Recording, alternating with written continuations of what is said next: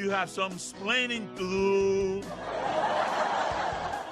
Time to explain your tweet. All right, Bob, we got a lot of them to get to, so if you can make each of your explanations 30 seconds or less, we've got a lot of these. Go ahead, Stu. He's my favorite follow on Twitter, @GlobeBobRyan. If you want to follow him, a turkey without stuffing. The right kind of stuffing, of course, is like a car without an engine. There's no point. Right. There's no point to a turkey without good stuffing, the right stuffing. I believe that. And this all emanated from, I jumped on a pile of people were talking about turkey and stuffing, and to me, there's no point. Talking about turkey without stuffing, what's the point? There's no point.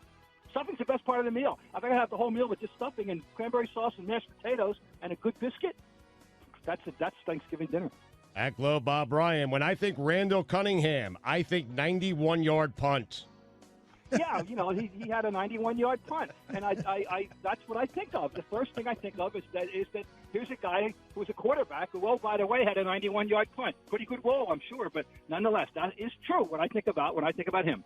LeBron and Unibrow are right up there with the great duos, but they need to raise a flag. Then we'll talk.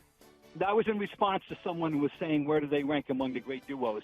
I was responding to some previous, and I think, in a very prescient manner.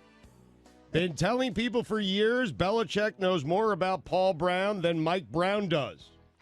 Yes, Belichick is in this series about the 100 best players and so forth, and he's revealing himself to the world, the Bill Belichick that we know in Boston, that I know particularly, I take a note of. He's an incredible, no football coach in the history of this league, nobody has been more historically minded or more intelligent about the overall scope of everything to do with football than Bill Belichick, who owns a private collection of football books. It's reputedly the largest in the Western world.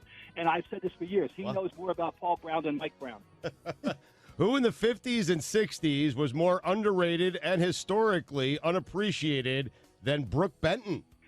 Yes, because Bijan Bain, who is a wonderful follow, you must follow Bijan Bain on many topics, was celebrating the birth date of the late Jerry Butler. And I thought of a comparable artist of the 50s. I've always been, not always, but long been interested in the idea that Brooke Benton is a forgotten great singer who and was, and I just never got this achievement and never got the status that he deserved.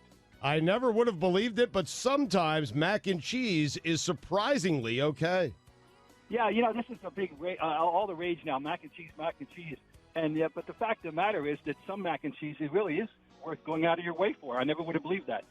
In response to someone tweeting at Bob that the old-time Celtic teams were overrated, Bob's response, "This only proves you know nothing about anything. Better to keep silent."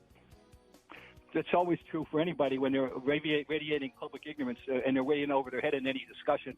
This whole thing about comparing teams and eras is got to be put in the proper context. Anybody denigrates their achievement is ridiculous. They're stupid, ignorant people. Guillermo, can you put it on the poll, please? Is mac and cheese all the rage right now? Long live Wacona Park. Yes, Wacona Park in Pittsfield, Massachusetts. I forget exactly what prompted that at that particular moment. Minor league baseball, perhaps, but this is a ballpark that was famous because it was laid out in the wrong direction. And therefore, the sun sets in the eyes of the batter behind the left field fence. And therefore, games have to be held up 15 to 20 minutes on a summer night when the sun is setting. And, it certainly adds a little different flavor to the game. Oh, man. Bob, always Sounds good. Delightful. Always good talking to you. Thank you, as always, for making the time, sir. Call anytime. See you guys. Bye.